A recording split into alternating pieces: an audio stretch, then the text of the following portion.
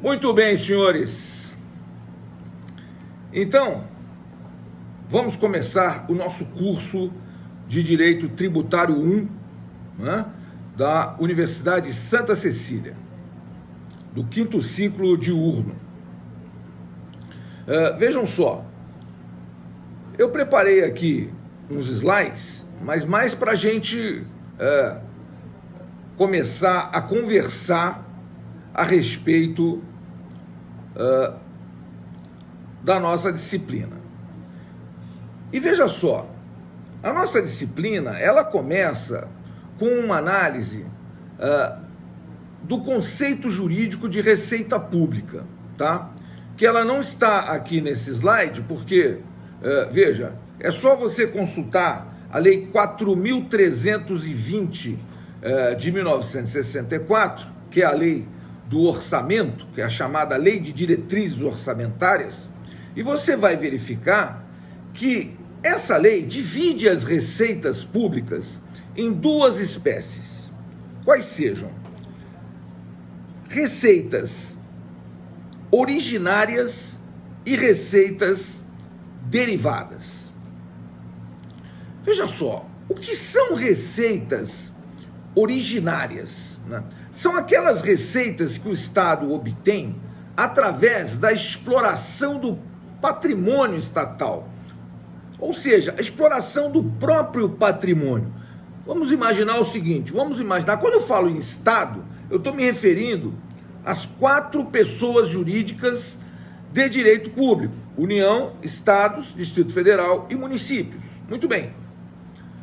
Quando uma dessas 4 pessoas jurídicas de direito público, quer seja a União, quer seja o Estado, quer seja o município ou o Distrito Federal, se uma dessas 4 pessoas jurídicas de direito público tem um imóvel, vamos imaginar um imóvel da União, e vamos imaginar que esse imóvel seja alugado para uma pessoa jurídica, né? Um locatário que explora atividade econômica. Isso existe muito. Tanto os imóveis da União, quanto dos estados, quanto dos municípios, quanto do Distrito Federal, eles podem sim ser alugados. Não existe nenhuma ilegalidade nisso.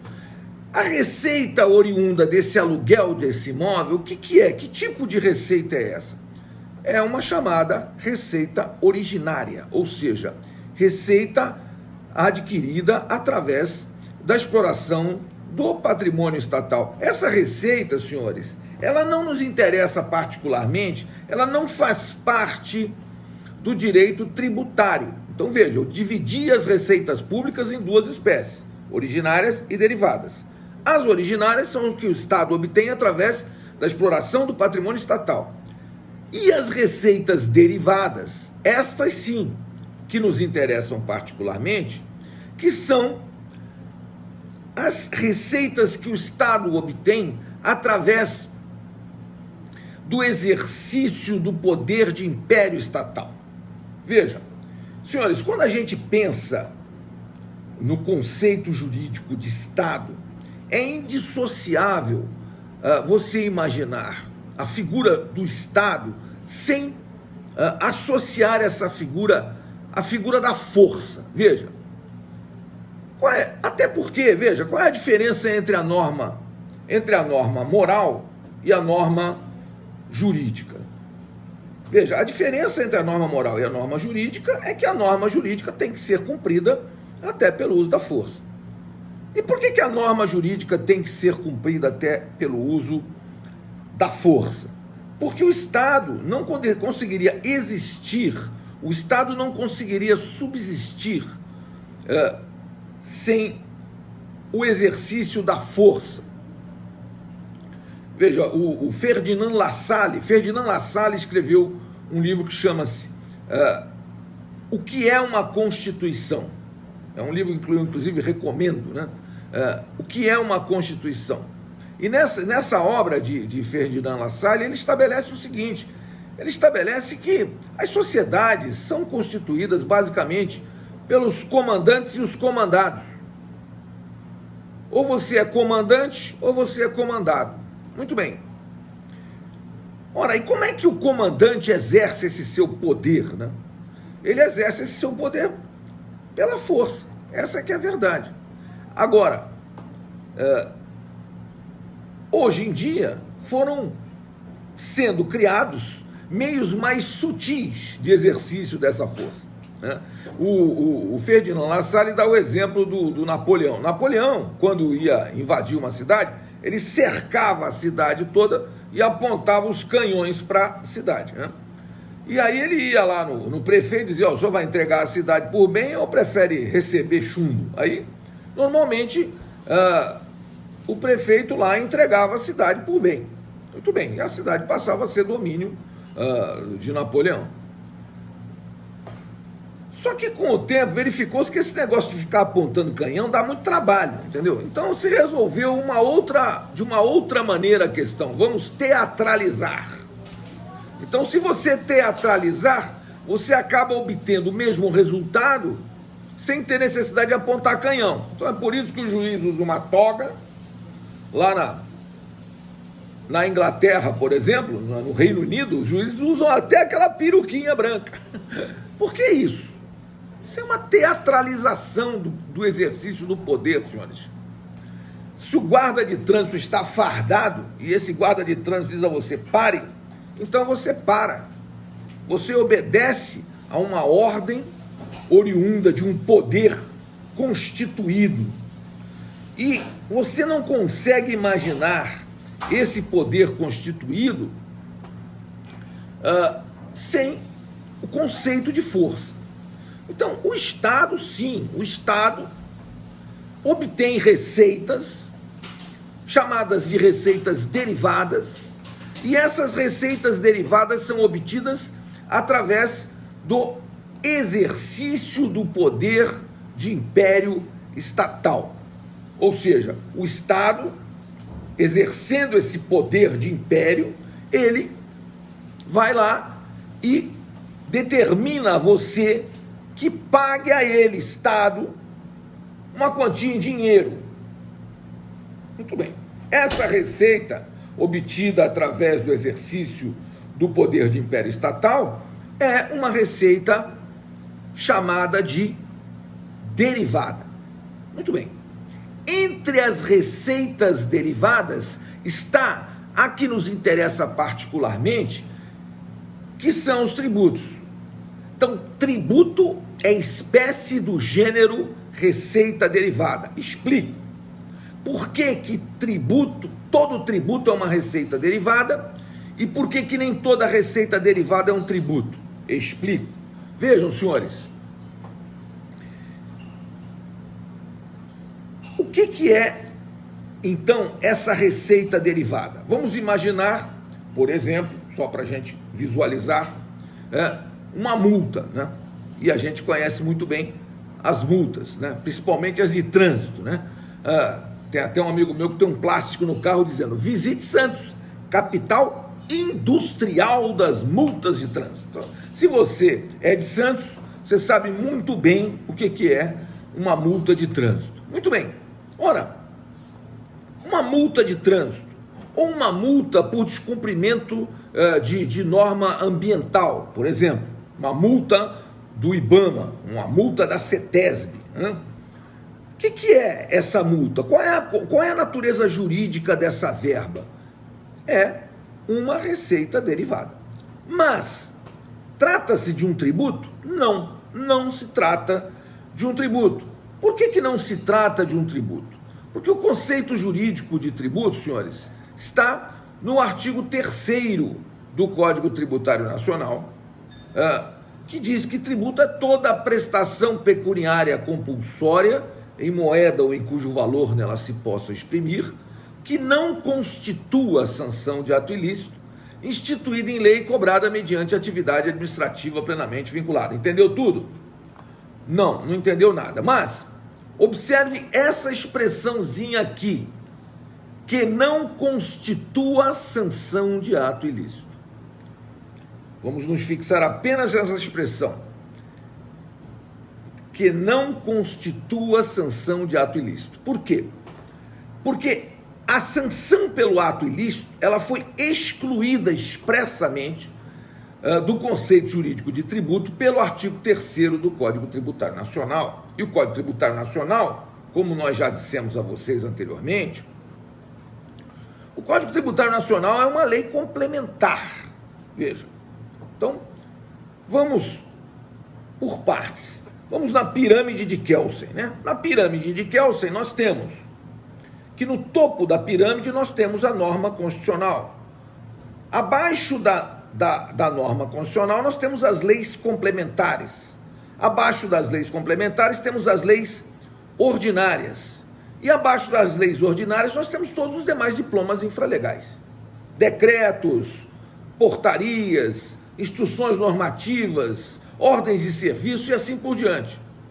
Vejam, então, é evidente, e todos nós sabemos disso, aprendemos disso já na teoria geral do direito, lá no início do nosso curso, lá no primeiro ano, que existe uma hierarquia entre as normas. Sendo que o topo da pirâmide hierárquica está o conceito, está a norma jurídica constitucional. Logo abaixo vem a lei complementar. O Código Tributário Nacional, senhores, é a Lei 5.172 de 1966, lei ordinária, portanto. Mas essa lei ordinária, ela foi recepcionada pela Constituição Federal de 88, no seu artigo 146, não sei se eu coloquei o 146 aqui, coloquei o 145, mas não importa. No artigo 146 da Constituição Federal, que não está na tela, mas está na Constituição, você verifica qual é o papel da lei complementar em matéria tributária. E o 146 diz: cabe à lei complementar. O que faz o artigo 146 da Constituição? Dizer qual é o papel da lei complementar em matéria tributária. Então ele diz: cabe à lei complementar dispor sobre conflitos de competência em matéria tributária entre a União, os Estados, o Distrito Federal e os municípios. O Código Tributário Nacional faz isso? Faz. Regular as limitações constitucionais ao poder de tributar. O Código Tributário Nacional faz isso? Faz. Estabelecer as normas gerais em matéria de legislação tributária, especialmente sobre: letra A, definição de tributos e de suas espécies, bem como em relação aos impostos discriminados nessa Constituição, a dos respectivos fatos geradores, base de cálculo e contribuintes. O Código Tributário Nacional faz isso? Faz. Então, a lei chamada de Código Tributário Nacional, que é a Lei 5.172 de 1966, ela foi recepcionada pela Constituição Federal como lei complementar. Então, vejam, senhores, para todos os efeitos legais, nós vamos sempre trabalhar com essa premissa, qual seja, o Código Tributário Nacional é uma lei complementar. Ela tem nomen iuris de lei ordinária. Ela é uma lei ordinária formal. Então, formalmente, ela é uma lei ordinária. Mas ela é uma lei complementar material. Ou seja, materialmente, ela é uma lei complementar. Assim tem decidido, tanto a doutrina quanto a jurisprudência, tem se fixado nesse conceito de lei complementar material e formal. Vocês sabem, a questão de aprovação de uma lei complementar, ela é um pouco mais difícil do que se aprovar uma lei ordinária. Uma lei ordinária a gente aprova por maioria simples, ou seja, 50% mais um dos presentes numa sessão com um quórum alcançado, uma sessão da Câmara e do Senado. 50% mais um dos presentes, você tem a aprovação de uma lei ordinária. E para você aprovar uma lei complementar, é preciso que você tenha 50% mais um dos membros do Congresso Nacional. E, portanto, é muito mais difícil você aprovar uma lei complementar do que uma lei ordinária. Bom, como o Código Tributário Nacional é uma lei complementar material, toda vez que se vai alterar, todas as vezes que se vai alterar o Código Tributário Nacional, eu tenho que fazer isso através de lei complementar. Então, fica, veja, colocada como premissa que o Código Tributário Nacional, ou seja, a Lei 5.172 de 1966, é uma lei complementar material, conquanto seja uma lei ordinária formal. Agora vejam bem, e vejam quanto isso é importante. É que essa lei complementar estabelece várias premissas. Entre as premissas que estabelece essa lei complementar, e aí nesse ponto faço mais um parênteses, vejam só, quando a gente fala em código, a gente pensa num microsistema normativo. Então eu falo Código de Processo Civil, todas as leis processuais estão lá. Código de Processo Penal, todas as leis processuais penais estão lá. Código Penal, todas as leis penais estão lá. Aí eu digo, Código Tributário Nacional, todas as leis tributárias estão lá? Não, não estão. Código Tributário Nacional é uma lei complementar de apenas 218 artigos. Veja, 218 artigos. Então, o Código Tributário Nacional, diferente dos demais códigos que a gente até aqui enfrentou, ele não é um microsistema normativo. Trata-se apenas de uma lei complementar que estabelece as premissas do artigo 146 da Constituição. Ou seja, regula as limitações constitucionais ao poder de tributar, estabelece questões relativas à competência, traz o conceito jurídico de tributo e de suas espécies, e assim por diante. E trata do fato gerador da base de cálculo dos contribuintes dos impostos, conforme determina o artigo 146, inciso 3, letra A da Constituição. Muito bem. Tudo isso para estabelecer o que é o Código Tributário Nacional. E o Código Tributário Nacional estabelece esse conceito jurídico de tributo. Então, o que é tributo? Tributo é uma espécie de receita derivada. Então, vamos voltar lá. As receitas públicas se dividem em originárias e derivadas. As originárias são que o Estado obtém através do exercício da exploração do patrimônio estatal. E as receitas derivadas são aquelas que o Estado obtém através do exercício do poder de império estatal. Então, uma multa administrativa é uma receita derivada, mas não é tributo. Por que não é tributo? Porque tributo não é sanção de ato ilícito. E por que tributo não é sanção de ato ilícito? Porque está no artigo 3º do Código Tributário Nacional, que é a lei complementar federal que cumpre o papel institucional do artigo 146 da Constituição Federal no que diz respeito aos tributos. Então, o conceito jurídico de tributo está no artigo 3º e, portanto, da leitura simples do artigo 3º, eu já posso inferir que tributo é espécie do gênero receita derivada. Então, entre as receitas derivadas estão os tributos. Então, todo tributo é uma receita derivada, mas nem toda receita derivada é um tributo. Veja-se, por exemplo, a questão relativa à multa. Multa é uma receita derivada, mas não é um tributo. Não é por quê? Porque tributo não é sanção de ato ilícito. Então, a gente passa a enfrentar o conceito jurídico de tributo. Um minuto só para eu interromper a gravação aqui e volto em seguida. Um minuto, por favor.